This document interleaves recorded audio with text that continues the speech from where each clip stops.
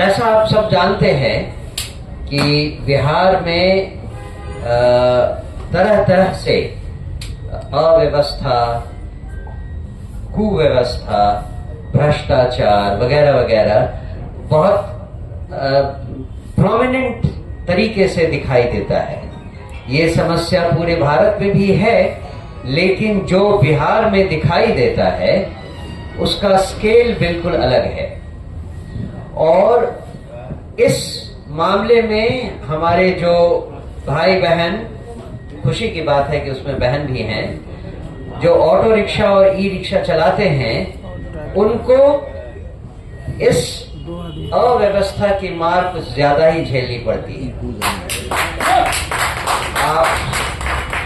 आप सब पत्रकार भाई बंधु जानते हैं कि और आप सब ने महसूस भी किया होगा आम जिंदगी में कि बहुत समय से उन पर हो रहे जुल्म और अत्याचार के ऊपर किसी भी तरह की सरकार ने कोई ध्यान नहीं दिया है।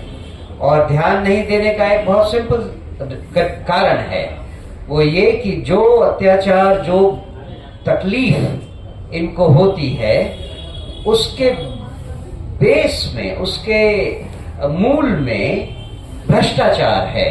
और उस भ्रष्टाचार को रोकने में सरकारें, कोई भी सरकार जो अभी तक बिहार में रही है, वो नाकामयाब रही है।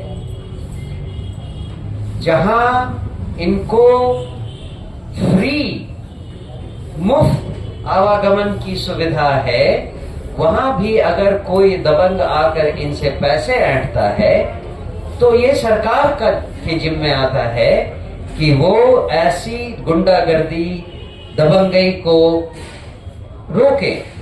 लेकिन सरकारें, कोई भी सरकार अभी तक ऐसा करने में नाकामयाब रही है। मुझे खुशी है इस बात की कि हमारे ऑटो और ई रिक्शा चालक भाइयों बहनों से हमारी और प्रशांत जी की मुलाकात कुछ दिनों से हो रही है, और ये निर्णय लिया गया है कि हम इनके साथ मिलकर इस लड़ाई में इनका साथ देंगे। और उसके तहत एक महासंघ हम लोगों ने बनाया है, जिसका नाम रखा गया है जनसुराज ऑटो और ई रिक्शा चालक महासंघ बिहार। मुझे खुशी है कि इस समय हमारे पास इस महासंघ के अध्यक्ष, महासचिव, संयोजक और कोषाध्यक्ष हमारे साथ यहाँ बैठे हैं, और इस महासंघ के बहुत सारे साथी हमारे साथ आज यहाँ ऑडियंस में भी हैं। मैं एक बार पुनः आप सबका यहाँ स्वागत करता हूँ। मैं इनको आपसे इंट्रोड्यूस करवाऊं, इससे पहले मैं दो चार बातें और कह देना चाहता हूं। अभी जिस हालत में जनसुराज पार्टी है, उसमें ही हमने इस ऑटो एवं ई रिक्शा चालक महासंघ की एक मदद की शुरुआत कर दी है। वो कैसे?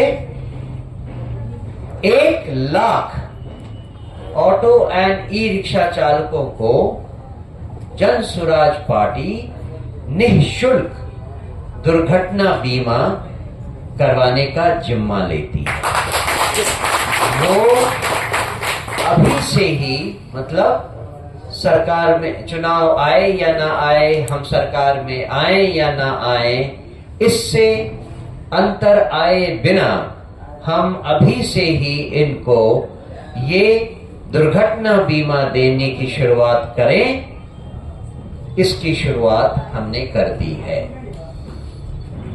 अगर और जब हमारी सरकार बनी, तब हम दो बातों का वायदा और भी करते हैं। सबसे पहली बात तो ये कि जिन जिन भाइयों बहनों को ऑटो के लिए, ऑटो खरीदने के लिए लोन की जरूरत पड़ेगी, उसमें जो EMI है उसको हम 4% ब्याज पर ही इन्हें देने के लिए कहेंगे।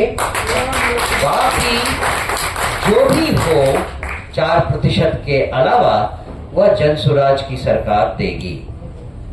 और ये बहुत ऑब्वियस पॉइंट है, लेकिन फिर भी इसको एक और बात मैं कह देना चाहता हूं।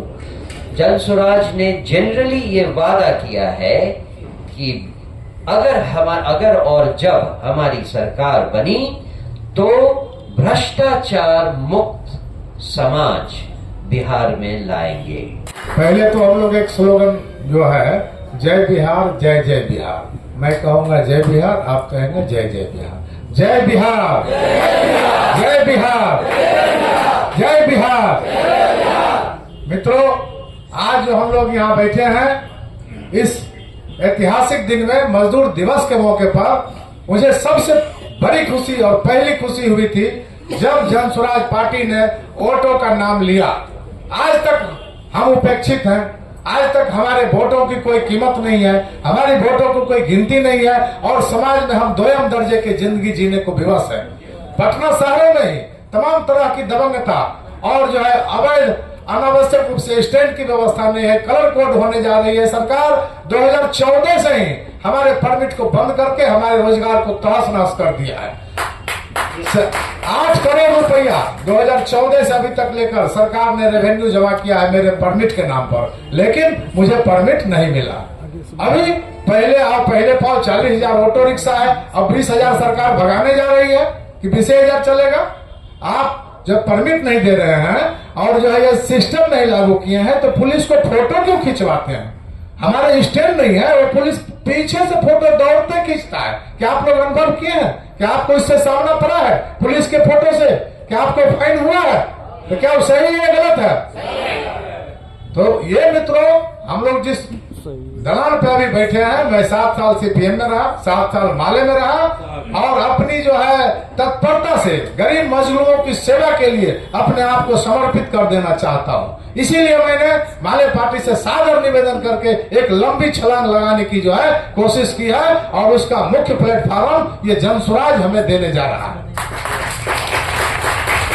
इसलिए मित्रों, हमारा जो व्यू है, हमारा जो टारगेट है, हमारा जो मिशन है कि हम सिर्फ अपनी तकलीफों की रोना नहीं रोएंगे, हम इस सरकार के तख्तो ताज को बदलने के लिए बैठे हैं, न कि अपना ऑटो परमिट और अवैध वसूली के लिए बैठे हैं। हम इस सरकार को बदल देना चाहते हैं, इसलिए हम इस सरकार को बदल देना चाहते हैं। 20 साल आपने लिया, 20 साल आपने लिया, हुआ क्या? यदि हम 5 साल यहाँ देते हैं तो ये लेके मेरे जाएंगे क्या?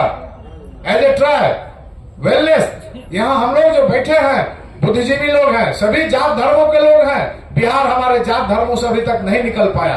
आप जहां भी जाए वोटिंग करें तो जात सबसे बड़ा फैक्टर सामने आता है। तो क्या, तो हम तो फलना जात के हैं, हमारा कैंडिडेट है, उसको वोट देना है। वे बाल बच्चों का चेहरा नहीं देखते हैं। अपने 5 किलो अनाज पर बिके हुए लोग अपने अस्तित्व को पहचानना भूल गए हैं। जब हम पीके साहब सर को सुने हैं, उन्होंने सीधा कहा है, अरे तुम लोग क्या करते हो, पैसा लेके 500 में दे देते हो वोट, मुर्गा खा के दे देते हो वोट। इनका लैंग्वेज है। एक गार्जियनशिप के नाते इन्होंने जो स्पीच पूरे जनता के बीच में दिया है, शायद दूसरा कोई नेता होता तो वहां काला झंडा और जो हंगामा होता, लेकिन मैं इस पार्टी में नहीं देख रहा हूं। तो मैं मानता हूं कि इन्होंने जिस दुख तीर को हमें पुकारा है तो मेरा तो उद्धार होगा ही, लेकिन मैं ये बता देना चाहता हूं कि जब मेरा उद्धार होगा तो आप भी कहीं से बचे नहीं रहेंगे। आप भी मेरे साथ सरकार में आइए और हमारे दुखों को मिटाइए। इसी संकल्प के साथ हमने जनसुराज पार्टी को ज्वाइन किया है और ये जो कमेटी है पूरे जिले में, पूरे प्रखंडों में, पूरे पंचायतों में अपना यूनियन खड़ा करेगी जनसुराज का। तमाम जगहों पर जाके जहां संगठित लोग हैं उसको संगठन को खड़ा करने का काम करेगा और एक पैनल में सबको जोड़ करके हम 1 लाख लोगों का टारगेट लेकर के जो है इस 2 महीने में 1 लाख का टारगेट है मेरा कि 1 लाख ऑटो चालक, ई रिक्शा चालक इसके प्राथमिक सदस्य होंगे। इनको दुर्घटना बीमा का लाभ मिलेगा और चुनाव के पहले, चुनाव आते आते हम पूरे विधानसभा क्षेत्रों में हर जगह यूनियन कार्यालय खोल के उसको संगठित करने का काम करेंगे और उसको जो है उसकी परेशानियों को दूर भगाने का काम करेंगे।